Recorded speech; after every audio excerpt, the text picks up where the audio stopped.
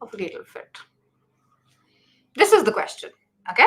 And by the way, I don't know if you know this, but you can ask questions anonymously. Just go to my website. There's a contact form. Just submit a question. And I'll be happy to help you. It's free, right? I got nothing to lose. I got no horse in this race. It doesn't matter what you do, but I like to share like neutral perspectives, absolutely unique perspectives that can help you. So the question is, should I return to a job that I left 2 years ago? I left. Oh, I'm sorry. I left because they gave the job to an external candidate whose daddy, I'm gonna say it like this on purpose, whose papa had connections there. Now the job has opened up. I loved that job in the past. However, I can't say it's not fitting here. Okay, I can't say that I had a great support and great management there. My current job is fine.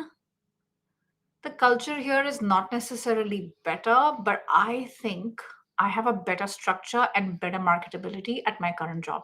PS, the pay is probably the same as well. What do you think? Okay, so I got thoughts on this. Okay, let me know what would you go back? This is a question I have. I don't like the word should because there's no like should here, right? You can do whatever the heck you want. It's your life. It's a free country. You can do whatever makes you happy. Um, but still, I'm curious about this. So anyway, I'm supposed to be live and it's really quiet. Are you watching me? Is everything okay? Is it working? If it's working, can you tell me that it's working? Can you drop a thumbs up in the chat? Because sometimes I get tech issues and I just want to make sure that's not an issue. Okay. I seem to be working on LinkedIn. Good. So I got some thoughts to share, but what do you think in the meantime? Do you think this person should leave? Should the person stay? Okay. Now, maybe you've been in this position before, and the idea is not always just like helping one person, right? The idea I do these live streams every Friday is to see maybe like our problems are not that unique. What we're going through is not so special. Others have been through something similar, right? So here's what I recommend. Okay, there's 4 factors I'd like you to keep in mind to think about. Do you want to go back to a former employer? Okay. All right. Haristo, feel free to chime in as well. Good to have you here. Good to have you here. The first thing I want us to think about is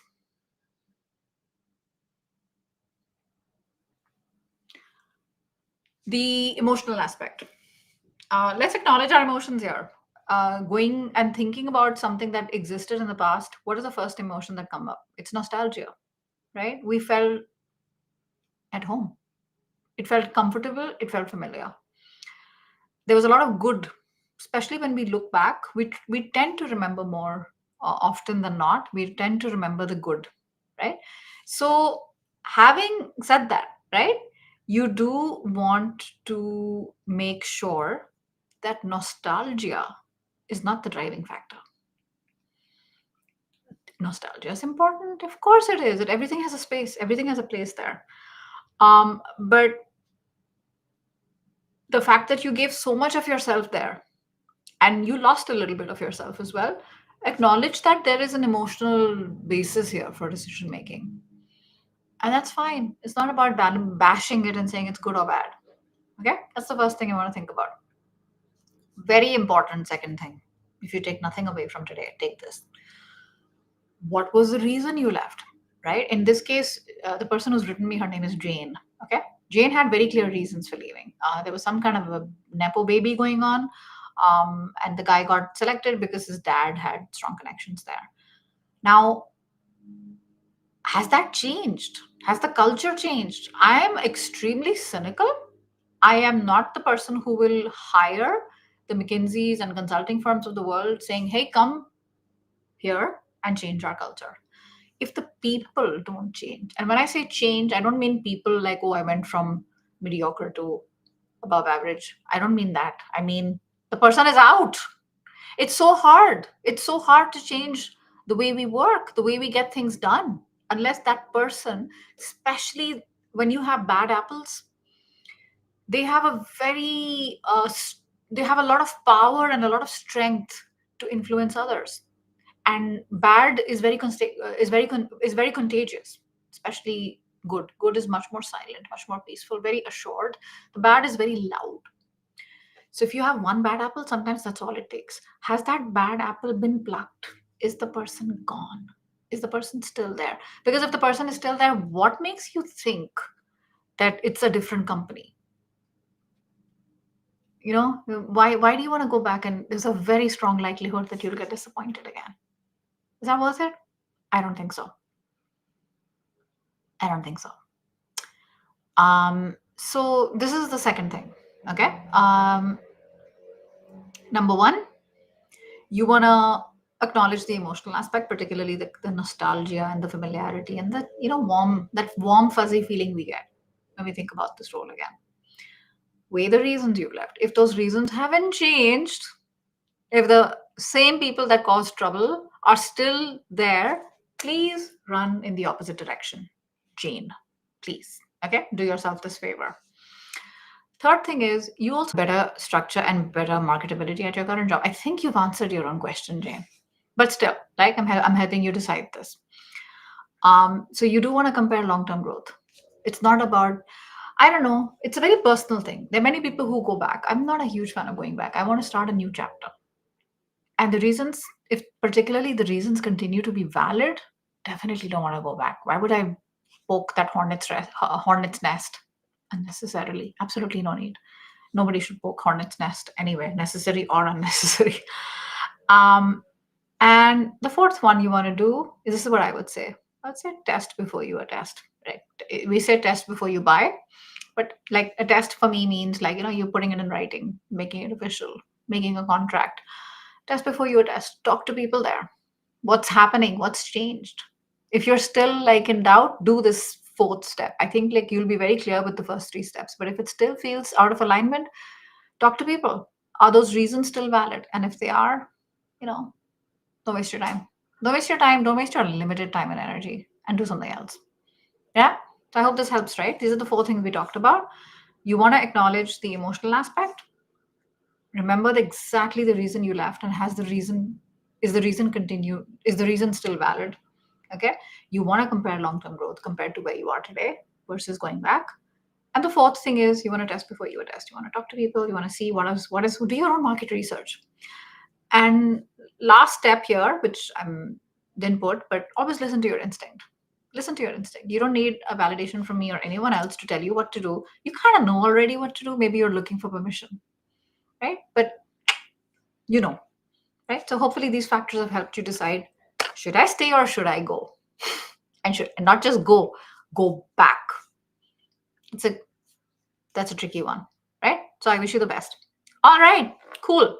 If anyone else has questions, feel free to put it in the chat. I'd love to help you use this format so it makes it easy for my brain to help you. My problem is X, my ideal outcome is Y, my question is Z. Use this format so we make it easy, right? All right, what else is happening? Hi, Serena. Good morning. It's early morning for you. I'm excited to say that I have an interview with the county as an executive assistant to the department director. Oh my God. That is such good news. I'm very happy for you. You're going to crush it. You're going to crush it. Okay? Have fun. Have fun with this, and I'm sure it's going to be awesome. All right. What's happening, Risto? Sorry, my Siri suddenly started activating. I'm not even talking to it, and it's like, oh, it's exactly 5 years since we talked on LinkedIn. Oh my God. And in 5 years, talk about high achiever, man. Risto, this is amazing. You're like making us look so bad. Fourth book to the publisher. Oh man, this is so amazing. Supercharged Fridays has been a huge source of inspiration. Risto, you yourself have been an amazing source of inspiration and support. You're thousands of miles away. We've never met, and you've been so amazing. And oh my God, I can't believe it's half a decade. Yeah, May 2020. You're absolutely right. When I came on live and I was talking about personal branding on LinkedIn. I don't know who the heck I thought I was, but apparently people wanted to know. And 5 years later, we're still friends. Amazing. I hope one day we meet soon. Good. Congrats on the fourth book. All right. I'm very happy for you, Serena. Hey, Edith. I care. Hey, don't do this, Edith. You're feeling a little down yet right now. I get it. Don't bring that here. In fact, don't bring. When you bring it here, you're doubling it for yourself. Don't do that. Be happy for her. Good things are happening for her. Good things can happen for you as well. Okay? You're better than this. I know you are. I don't know you, and yet I know you are. You're better than this. Okay? I think if we leave companies for a reason, we leave companies for a reason. If we grow out 100%, 100%, that makes a lot of sense. Serena, you got a backup question. All right, let's go. How do I answer why I was let go from my last employer? It was a city government position. The role was less than 7 months, and I had serious communication issues with the supervisor. Oh, yeah, that's a very tricky one.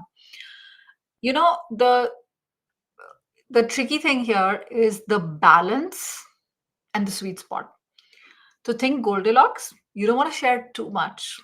You don't want to share too little because you come across as evasive, but you don't want to share too much because you're going to dig your own grave. You want to share just the right amount.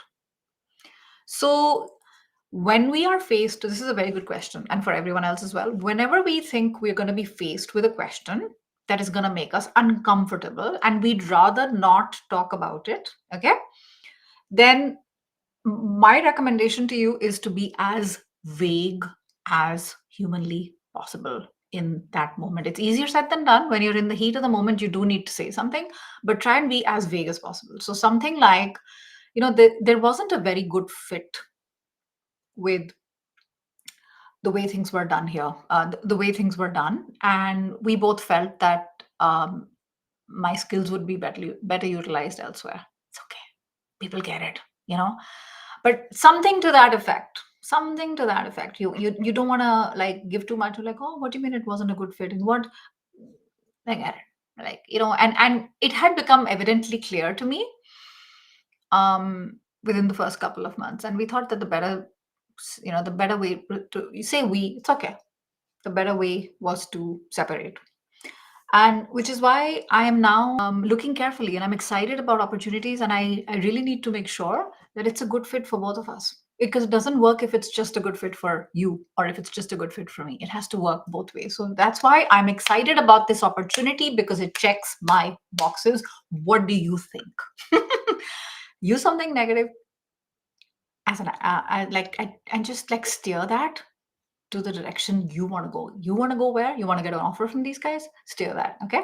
I get into a lot more of this. If anyone's interested, I get into a lot more of this in my weekly office hours in my group coaching program, in my job search and group coaching program, which I'm running. It's always running, right? It's evergreen. So if that is of any interest and you're like, oh my gosh, I would love to get like weekly help. Actually, the help is daily. It's as often as you want the support. It's available to you. If that is of any interest, think about scheduling a game plan call with me. Okay. Go to superchargeyourself.com/game plan. Keep in mind, it's not for everyone. It's not for everyone. Check out my application. There are some things you need to fill out, and you might just realize, okay, it's not for me. Because you have to be a certain level, right? You need to be at a certain level where you've been around the block a few times. You've had a little bit of life experience. It's not for junior people who are starting their careers. I'm very upfront about that because there's no point getting on a call just to realize this is not right for you. Life's too short. I don't want to waste your time and mine. All right, Serena, listen, I hope that helps you. So good luck with that. Okay? And don't think too much about it. This is really important.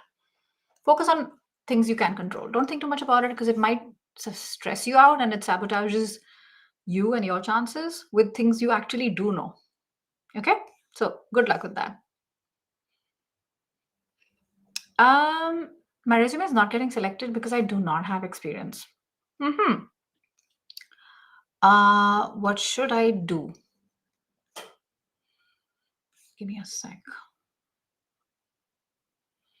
I think we talked about this sort of similar last week, right? And I remember the person saying, I do have experience, but I don't have relevant experience. So whatever the case may be, right? Start focusing on little ways. Do not underestimate the power of micro steps. Okay. Start focusing on ways you can get that experience. Start focusing on ways that you can get that experience. whatever that takes. Volunteer work, project work, put up your hand. What else can I say? You gotta. It's a catch-22. It's like I'm not getting experience. I don't have the right experience, so I'm not getting a call. And because I'm not getting a call, I don't have the experience. It's very annoying. I get it. It's frustrating. So do whatever you can to start in the day. Like in today's world, there is no shortage of finding anyone who needs help. Right? It's something called transferable skills. You want to see what are the transferable skills in that ideal role that you want. What are some skills you have today, and see what can you do to make up that gap. Okay, with volunteer work, with projects, things you're doing for free, doesn't matter. It's not about getting paid right now. It's about getting upskilled. Courses, don't underestimate. There's a lot of value in all of this. All right, good luck with that. Yeah, sorry, there was a part two. She was had serious communications issues with the supervisor, and the supervisor was terminated by the city council weeks ago due to his continuous job performance. Oh, I understand. I understand. At the same time, don't mention that the person got laid off. You know what? It feels good to say that. I know you're happy that the person was laid off, and good for honestly, good for the company because they did the right thing. But don't get into that. That gets into like strike, like bad mouthing and gossip mode. Don't do that. Don't get into that. Okay. Um, Something similar happened with me at one of the top companies in the world. What happened with you, Vijay? Please share. We'd like to learn from your experience. What happened in there? Hey, Bharat, how you doing? What's your take on identifying fake postings? Know how to spot them will save valuable time and energy. Yeah, very good question. I will answer this, Bharat, but I will also say that the world is going a little crazy with the amount of energy spent on spotting fake. Fake jobs have been there since the dawn of time. Even newspapers and like they're fishing, they're gathering information. Now it's online, it's much easier. Yes, it is annoying, but they're not as common as we think they are. They're not. They're not as common as we think they're not as common as we think they are. Right? Is that what I said? One of the easiest ways to do this is to check some sort of presence on LinkedIn. Okay.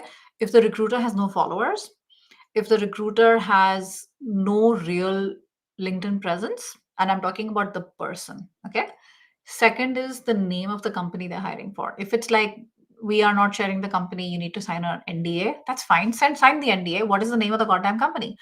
The company they're hiring for has no LinkedIn presence, has no LinkedIn business page. For me, that's already like red flags because no company, we're not talking about like 2008, we're talking about 2025.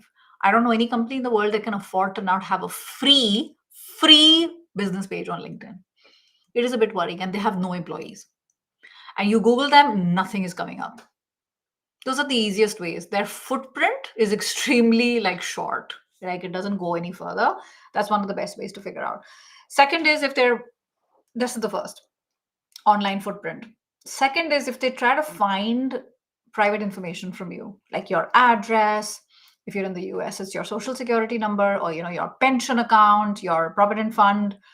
What does it have to do with the job, right? What's the third? What's the third? Tell me, what's coming up for you? This is not a one-sided thing where I know everything because I don't. I'm no guru. What's the third thing that you know that the role is fake? The person doesn't have any presence. The company doesn't have any presence. They're asking for weird things. Usually, that's a very good sign. And yeah. Also, the fourth one, when they are writing to you, it looks like a fake, like ChatGPT wrote that email. It doesn't come across as human. What do humans do? We're not imperfect. We make mistakes. We have typos. We have an extra space. But ChatGPT has a certain way of writing, and the vocabulary it uses, the way it's been trained. It's really like you wouldn't use those type of sentences in your day-to-day life. That's also a sign. Probably others as well. I don't have a lot of direct experience with this, so I don't know what else to add. How about addressing questions around pay, religion, family status, and initial stages? This is a separate question, right? This is a separate question. Yeah, I understand. Religion and family status have absolutely no bearing. So if you're getting these questions in interviews, you'd say, "Yeah, I'd like to know. I mean, tell me more. What makes you ask this question? I'd love to know more." Don't try to school them. Don't try to say, "Hey, what does this have to do with the role? What does this have to do with the role?" I don't think this is something you should be asking me. Are you allowed to ask me? Don't do that. Don't tutor people. Don't school people. Okay? A lot of people in the I particularly see career coaches in the US kind of give these sassy responses. Don't do that. Okay? Not my place, not our place to do that. We're like interested in getting a job and not wasting our time. Pay, unfortunately, people do ask. The main reason they want to know is, are you too expensive? Are we wasting our time? Because if you're too expensive, we don't want to waste our time. That's the main reason they ask. And for that one alone, Bharat, take a look at my YouTube channel. I have a detailed playlist on negotiation, and one of the questions in there is, how do I address the question? What are your salary expectations? And what do I do when they ask me for my current salary? Okay. So I hope that helps you. If you still need something more, feel free to write to me. We're connected on LinkedIn, and I have a video that I can share with you, another video somewhere in my archives. All right. Good luck with that. What are some ways to be motivated when you're not getting a job or course preparation, a job for change or course preparation? It's difficult to maintain a routine for problem solving and for tech jobs. Yeah, it is very frustrating, Arf. I totally get that from you. Um, Motivation and clarity and inspiration and all that beautiful stuff we all want. Arjun. Okay. Um, we think that it's gonna come from a lot of us think it's gonna come from doing something big, like go on a retreat, um, sign up, um, yeah, like a silent silence retreat where you are reflecting, or just quietly go inward. A lot of us think that this will come from there. Actually, the biggest driver is not gonna be motivation, because motivation is like taking a shower. You do it every day, and the next day you gotta take it again. Okay, maybe it's like a really winter place, then maybe every 2 days. Okay, but then guess what? You gotta take it again. You get like germs. You start smelling. You gotta do it again. So motivation is a lot like that. I don't find motivation to be very reliable. Okay, um, and this is true for any good habits you want to build. So, what is the biggest reliability? It's discipline. I know no one wants to hear this. Okay, I feel this right now. First of all, there's bigger things going on in the world today. There's war. There's terrorism. There's bad things going on in the world today. So this is not the worst thing in the world. First of all, hello, perspective. Okay. Secondly, in this big world where so many bad things are going on, I'm going through a very small challenge, okay? And then all of us are going through our own challenges. When I say small, I mean it's big for me right now, but small in the scheme of things. I'm going through a health journey, right? I want to be stronger. I want to be stronger for my kids. I want to be stronger for myself. I want to be stronger when I'm 50, which is a few years away. So I'm going through this health journey. But guess what? This is like the world we live in. I'm surrounded by cravings, and I have a lot of cravings, and I have to be very careful. So I'm working with someone. I'm paying her money to keep me in check. I don't have to. People say that's ridiculous. Just don't do it. Just don't keep that stuff at home. Yeah. Guess what? There's something called delivery. Something called children. And they have a Revolut account. They're gonna order takeaway. Oh, there's junk everywhere. So you gotta be committed. You gotta stay the course. I'm not comparing my cravings for Doritos with your job search thing. I'm not craving. I'm not comparing. But am I? Maybe. So what makes me feel really good at the end of the day is when I stuck to what I said I would do, and I tell my coach, and she's like, "Well done! I'm so proud. I live for that. Like I'm a kid. I want to be praised." So find out what is it that motivates you to get stuff done for discipline, because discipline is hard, but you're doing this because you care about the final. Like I care about strength, right? Yours is I want to get that role. So how can I make this journey as painless as possible? People say bring joy and make it fun. I think that's a bit extreme if you're feeling like crap.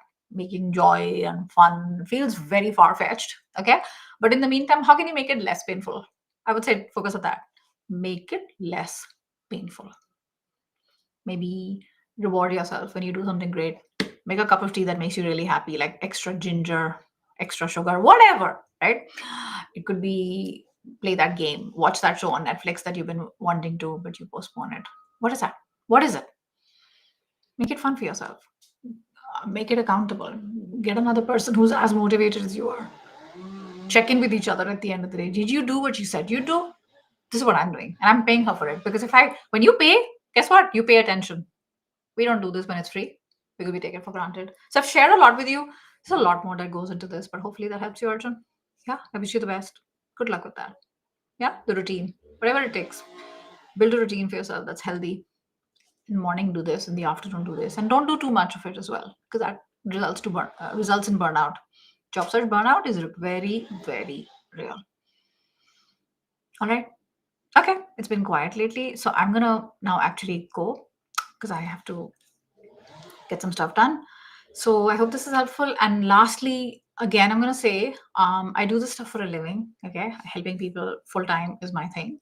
And I have a very active and a very robust and a very successful job search coaching program. And if this is of any interest, go to this link, superchargeyourself.com/game plan, and schedule a discovery call with me. And let's see, where are you today? Where do you need to be? And can I help you to get there? All right. Take care of yourself and see you at the same time next Friday. Bye for now. I'm just checking. Did I miss any other comment? Give me a sec. I said bye. Don't worry. You can go if you want. But sometimes it happens that like somebody commented on LinkedIn and the comment is not visible here, and then it's kind of not just embarrassing, but it's also I feel bad because a person came and spent time. Come on, LinkedIn. No, we're good. We're good. Okay, amazing. All right, take care of yourself. Bye.